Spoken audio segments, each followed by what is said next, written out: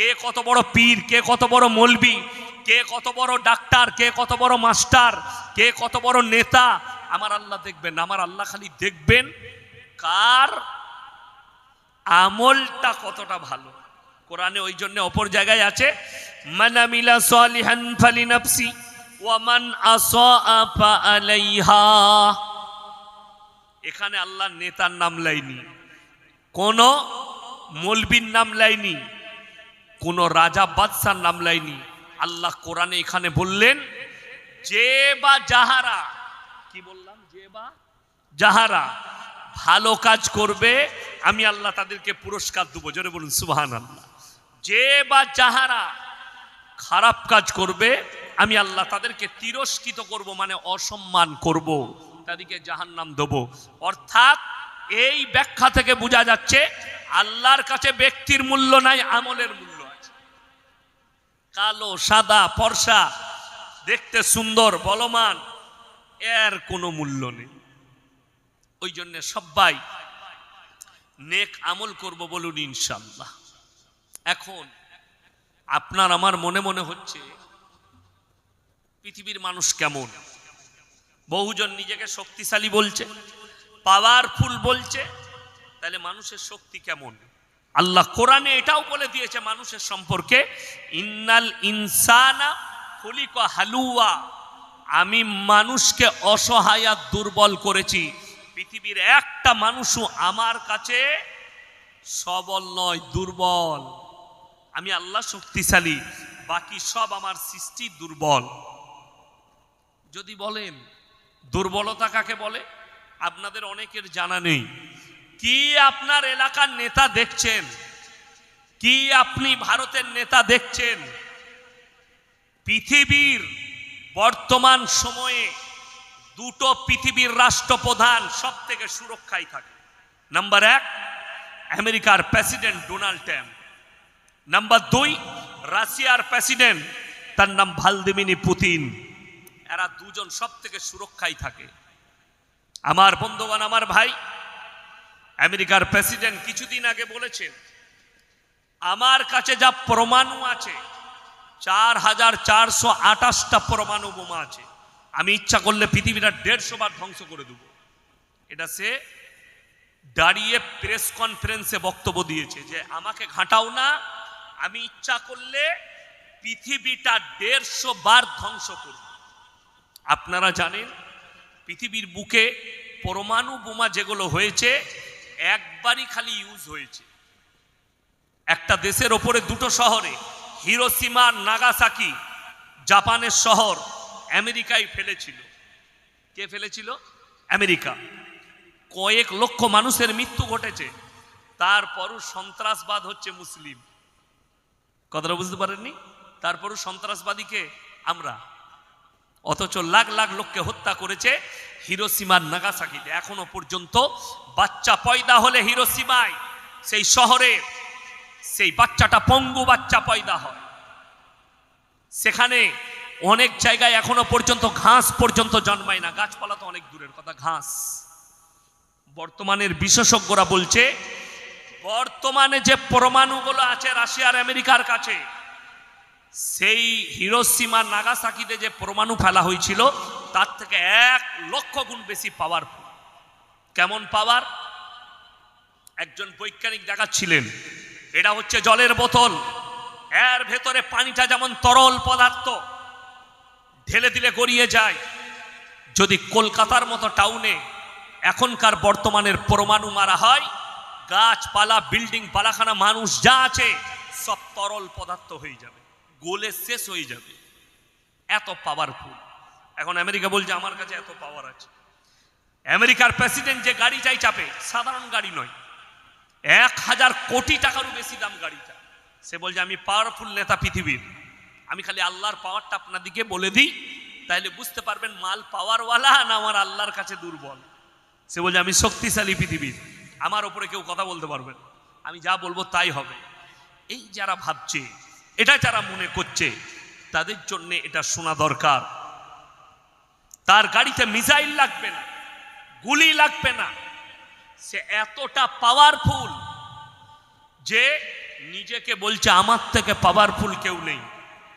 ইমানদারির সঙ্গে বলুন তো, ওই গাড়িতে যদি সুরক্ষায় চেপে থাকে আর মালাকুল মউত এলে কেউ আটকাতে পারবে? কথা বলে না, পারবে? জোরে বলুন না সুবহানাল্লাহ। তাইলে রূহটা কার হাতে? আল্লাহর হাতে। এত গার্ড, এত দামি গাড়ি, এত বডিগার্ড, আমার আল্লাহ ইচ্ছা করলে তোমার জানকে কবজ করবে, তোমার কোনো সুরক্ষা তোমাকে রুখতে পারবে না। তার নাম আল্লাহ, তার মানে দুর্বল। কি এরা পাওয়ার দেখাচ্ছে? আল্লাহ বলে আমার একটা পাওয়ার খালি দুনিয়ার মানুষকে শুনিয়ে দাও।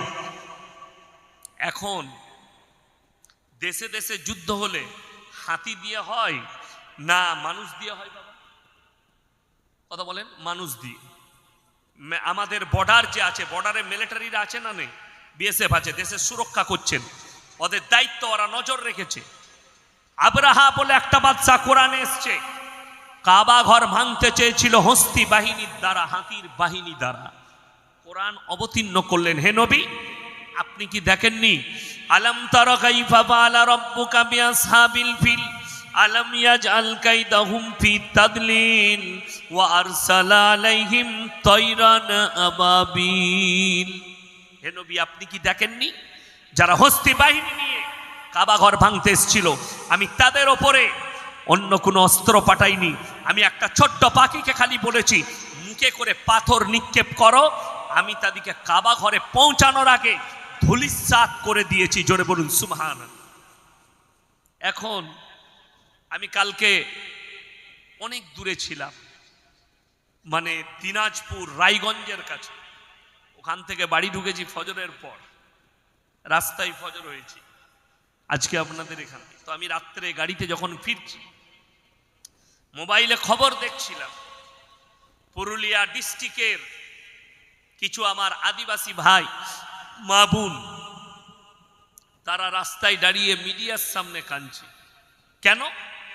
বলে আমরা এই দেশে বাস করছি, এই দেশে জন্ম নিয়েছি, আমার বাপ জন্ম নিয়েছে, আমাদের নাম নেই, আমাদের পাশে কেউ নেই, আমাদেরকে বলছে দেশ থেকে চলে যেতে হবে।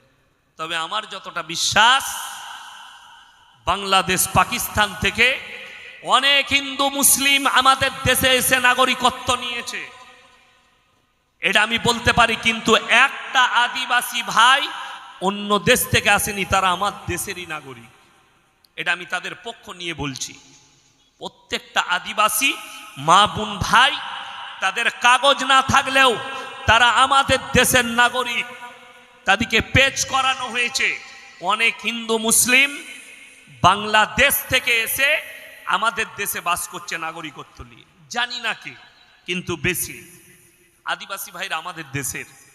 কিন্তু আমি বলতে চাই, আপনারা অনেকে জানেন না, যারা নেতা আছেন, যারা নিজেকে বড় ভাবছেন, যারা নিজেকে পাওয়ারফুল ভাবছেন, তারা ইসলামের নয়। আপনি কোরআনের ইতিহাস শোনালে বলবেন কোরআনকে বিশ্বাস করি না। তারা পৃথিবীর ইতিহাস তুলে দেখলেন, যতগুলো জালিম বাদশা পৃথিবীতে এসছে, যতগুলো অত্যাচারী এসছে, আল্লাহ তাদেরকে বেইজ্জতির সঙ্গে মৃত্যু দিয়েছে, ঠিক কি না? প্রমাণ নেবেন। 1 নম্বর, বর্তমানে কোনো মানুষ, সে হিন্দু মুসলিম দলিত আদিবাসী যেই হোক, নিজের ছেলের নাম হিটলার কেউ রাখবে? কথা বলে না, কেউ রাখবে হিটলার? কেন রাখবে না? সে ছিল একজন অত্যাচারী শাসক, মানুষ তার নাম লিবে কিয়ামত পর্যন্ত ঘৃণার সঙ্গে। কয়েক লক্ষ লোককে হত্যা করেছে। এখন কি দেখাচ্ছেন নেতাদিকে? তোমরা ইতিহাস তুলে দেখে নাও। ইতিহাসের পাতায় যারা এখানে মাস্টার ডাক্তার বসে আছেন, এমএসসি বিএসসি বিকম, তাদেরকে বলবো সকালে গিয়ে ইতিহাসটা খুলে দেখবে, দিয়ে আমাকে ফোন করবে। ইতিহাসের পাতায় একজন রাজার নাম এসছে, তার নাম হচ্ছে আলেকজান্ডার, অর্ধেক দুনিয়া দখল করেছিল। সেই যুগের সব থেকে বড় যোদ্ধা ছিল আলেকজান্ডার। যে দেশে আক্রমণ করেছে সেই দেশকেই দখল করেছে। কিন্তু জানেন, কোনো মানুষ যদি ভদ্র হয়, নম্র হয়, আখলাক ভালো হয়, আমল ভালো হয়, চরিত্র ভালো হয়, তার দ্বারা সমাজে কাজ হয়, ঠিক কি না? এই আলেকজান্ডার ভারতেও আক্রমণ করেছিল। সেই সময় যিনি রাজা ছিলেন, একজন হিন্দুদের রাজা, তার নাম ছিল রাজা পুরু। ইতিহাসের পাতায় পড়ে নাও, তার ব্যবহার, তার আখলাক চরিত্র, তার ব্যবহারে সে উৎফুল্ল হয়ে বললে ভারতে আর আক্রমণ করব না, আপনার ব্যবহার খুব ভালো। তিনি ভারত ছেড়ে গেছেন। সেই আলেকজান্ডার বিষ পান করে মারা গেছে, আল্লাহ তাদের অস্তিত্ব মিটিয়েছে। আপনার চোখের সামনে হাজারটা দৌড়ের বাড়ি লালবাগে, নবাব সিরাজউদ্দৌলার আল্লাহ তাদের অস্তিত্ব মিটিয়েছে, বাড়ি এখনো দাঁড়িয়ে আছে। ঠিক বললাম না ভুল বললাম? শাহজাহান বাদশাহ তার বিবির জন্যে তাজমহল তৈরি করেছিল। তার বিবি আছে না চলে গেছে? কথা বলে না? চলে গেছে, রাজা চলে গেছে। তাহলে মাথায় রাখবেন, যারা নিজেদিকে পাওয়ারফুল বলছে, শুধু তাই নয়, ইতিহাস বেশি দূর নিয়ে যাব না, 2023 থেকে 2025 আমাদের যারা জেনারেশন আছে, বর্তমানে পৃথিবীতে যারা বেঁচে আছে, তারা আমরা নিজের চোখে দেখলাম আল্লাহর মারে আওয়াজ উঠে, কথা বলে না, আল্লাহর মারে আওয়াজ হয় না, কিন্তু মানুষ শেষ হয়ে যায়, দুলিশাত হয়ে যায়। কোরআনে আছে ওয়াতু ইজ্জু মান তাশা ওয়াতু দিল্লু মান তাশা বিয়াদিকাল খায়র। ইজ্জত আর জিল্লাতের মালিক হচ্ছেন আল্লাহ। ইতিহাস বলছে যতগুলো রাজা তার প্রজাদের সঙ্গে বিয়াদবি করেছে, অত্যাচার করেছে, সাধারণ নাগরিককে, মজলুমকে জ্বলিয়েছে, আল্লাহ তাদেরকে বেইজ্জতি করে মৃত্যু দিয়েছে পৃথিবীর বুকে। 1 নম্বর, কোরআনের পাতায় নাম এসছে ফেরাউন। ফেরাউন বলেছিল মিশরের মাটিতে দাঁড়িয়ে, আনা রাব্বুকুমুল আলা, আমি তোমাদের রব, আর আমি হচ্ছি পৃথিবীর শ্রেষ্ঠ, আমার উপরে কেউ নেই। আল্লাহ ফেরাউনকে পানিতে ডুবিয়ে বেইজ্জতির সঙ্গে মৃত্যু দিয়েছে। বেইজ্জতি, বাঁচাতে পারেনি কেউ তাকে। নাম্বার 2, নমরুদ, বেইজ্জতির সঙ্গে মৃত্যু হয়েছে। এই 2023 থেকে 2025 পৃথিবীর 4টা শাসককে আল্লাহ তাআলা বেইজ্জতি করে দেশ ছাড়া করেছে। নাম্বার 1, শ্রীলঙ্কার প্রধানমন্ত্রী দেশ ছেড়ে পালিয়েছে, তার দেশের মন্ত্রীদের আন্ডার প্যান্ট ছিঁড়ে দিয়েছে, বাড়ি এত মেরেছে জনতা। দেখেছেন না দেখেননি? যদি না দেখে থাকেন, যাদের কাছে বড় মোবাইল আছে এক্ষুনি বসে বসে ইউটিউবে সার্চ করুন, শ্রীলঙ্কার অবস্থা কি হয়েছিল দেখে নাও। নাম্বার 2, আমি বর্ডার এলাকায় বসে আছি মনে হয়, তাই না? একবারই বর্ডারে আমাদের। নাম্বার 2, রাজহাঁসের মাংস, পাতি হাঁসের মাংস, আপনার ভেটকি মাছের পকোড়া, গোলদা চিংড়ি, পাবদা, টেবিলে খাবার রেডি, ম্যাডাম গোসল করছেন, বেরিয়ে খানা খাবেন ডাইনিং টেবিলে বসে। আমাদের প্রতি, গোটা বিশ্বের প্রতি সবাই আল্লাহর শুকর আদায় করে হৃদয় থেকে বলি আলহামদুলিল্লাহ। তারপরে পরে বিশ্ব নবী জনাবে মুহাম্মদুর রসুল আল্লাহ, সকলে বলুন সাল্লাল্লাহু আলাইহি ওয়াসাল্লাম। তেনার প্রতি 100 কোটি দরুদ বর্ষিত হোক, বলুন আমিন সুম্মা আমিন। সবাই একবার দরুদ ইব্রাহিম পাঠ করি। আল্লাহুম্মা সাল্লি আলা মুহাম্মাদিন ওয়া আলা আলি মুহাম্মদ কামা সাল্লাইতা আলা ইব্রাহিম ওয়া আলা আলি ইব্রাহিম ইন্নাকা হামিদুম মাজিদ।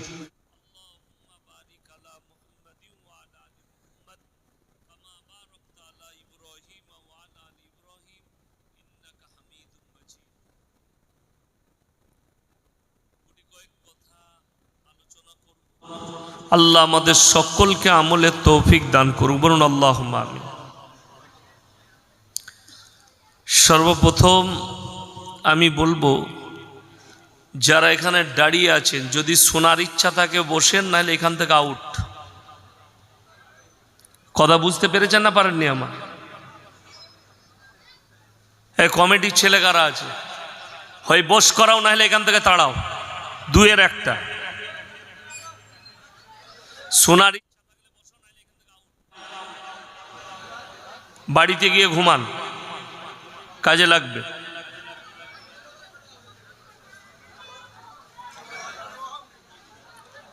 রাস্তায় ভিড় করে একদম দাঁড়াবেন না, একজন দাঁড়াবেন না এখানে।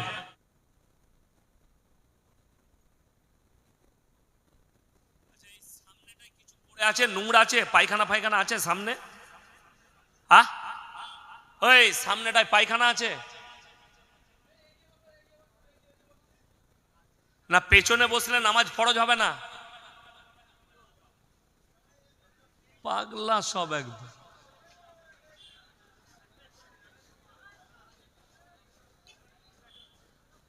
ওই উঠতে পারছেন না আপনারা?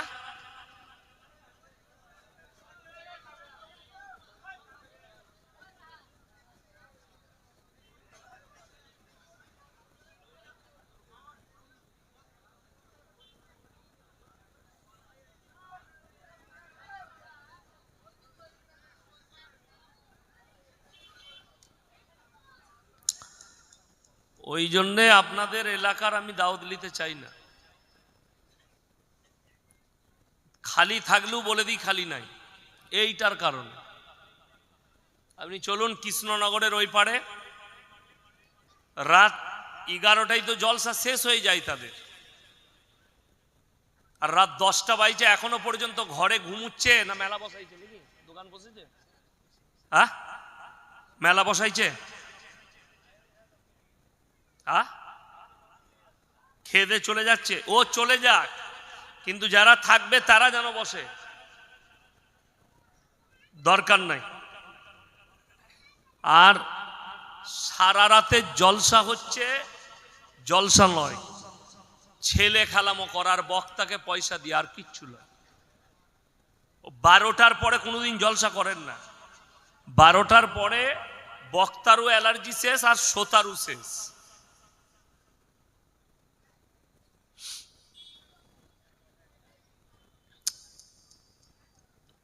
সর্বপ্রথম হচ্ছে আল্লাহ তাআলা পৃথিবীর বুকে যতগুলো মখলুক সৃষ্টি করেছেন,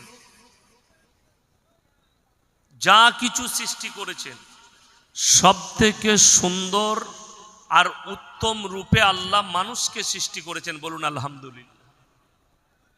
মানুষকে আল্লাহ সব থেকে সুন্দর সৃষ্টি, দামি সৃষ্টি। আর কোরআনে আছে সূরা কাহাফের একবারই প্রথম পৃষ্ঠায়, ইন্না জাআলনা মা আলাল আরদি যিনাতাল লাহা লিনাবলুয়াহুম আইয়ুকুম আহসানু আমালা। এই গোটা পৃথিবী সাজিয়েছি, সুসজ্জিত করেছি শুধুমাত্র অনলি ফর আমার বান্দাদের জন্য। সাজানো কাকে বলে? এই যে আজকের জলসা, জলসার স্টেজকে সাজিয়েছে না সাজায়নি? গ্রামের ছেলেরা কমেডি সাজিয়েছে, ঝাড়বাতি দিয়েছে, মানে এরা দেখিয়েছে যে যেন আমাদের স্টেজ ভালো লাগে, জলসার প্যান্ডেল যেন ভালো লাগে, এই উদ্দেশ্যে সাজিয়েছে।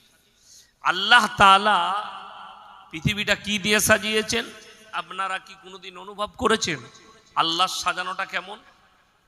পাহাড় পর্বত, নদ নদী, নালা, ফল ফ্রুট, ফুল, পশু পক্ষী, কীট পতঙ্গ দ্বারা আল্লাহ গোটা পৃথিবীটা সাজিয়েছে।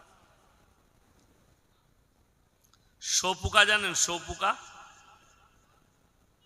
শোপুকা, শোপুকা দেখলে আমরা ঘৃণা করে মেরে দিই না? দিই না?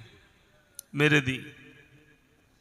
যার নাম শোপুকা তারই নাম প্রজাপতি। গুটির ভেতরে চলে গেলে ফেটে বেরিয়ে আসে, তার নাম প্রজাপতি। প্রজাপতিকে আমরা দেখলে হাতে বসাই না? বসাই না? তাহলে এইখানে আল্লাহর কুদরতকে খালি ভাবুন, কুদরতকে। এই যে প্লাস্টিকের ফুল দেখছেন এখানে লাগিয়েছে, প্লাস্টিকের তো, এগুলো সব প্লাস্টিকের। এটা যদি পানিতে ফেলে রাখেন 1 সপ্তাহ, এসব ডিসকালার মেরে দিবে। দিবে না? দিবে না?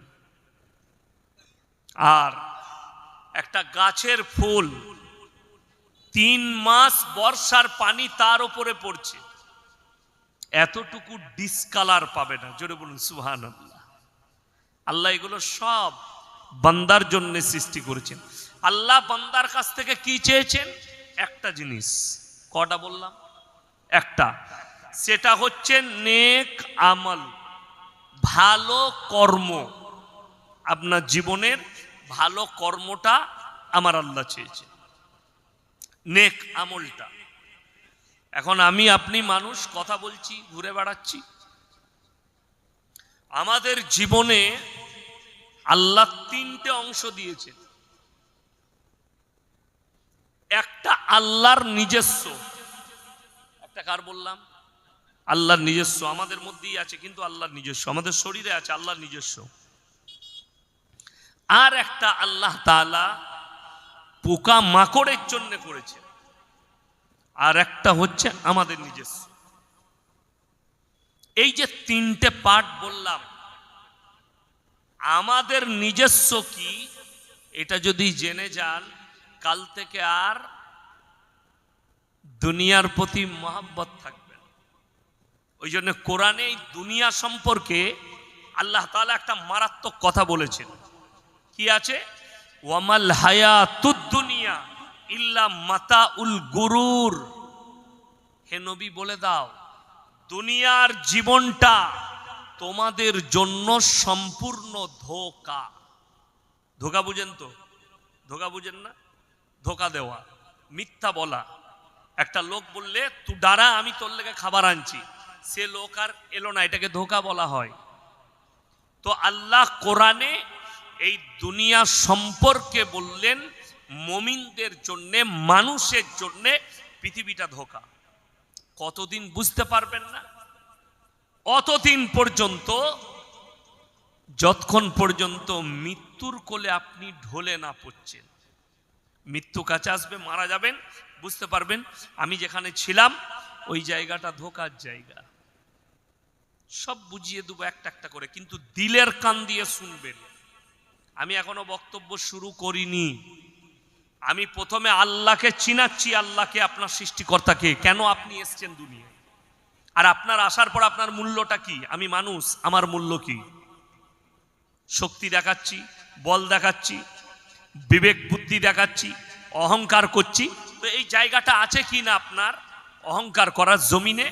এই জায়গাটাকে খুঁজে বের করার জন্য আমি আল্লাহকে চিনাচ্ছি আপনাকে, তারপরে বক্তব্য দেব। বক্তব্য আমার সবাই নিতে পারে না, জানি না।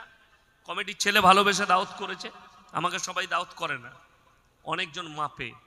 কেন? আমি কারো বাঁয়ে বোয়ানো লোক নয়। আমি ঘা করে দিয়ে যাব, সকালে মহলম লাগাবে, ঘা করে দেবো একদম। এমন জায়গায় ঘা দেবো, চুলকি দিয়ে যাব, মহলমটাও দিয়ে যাব, লাগিয়ে নেবেন সকালে। সেটা কি পরে বলছি।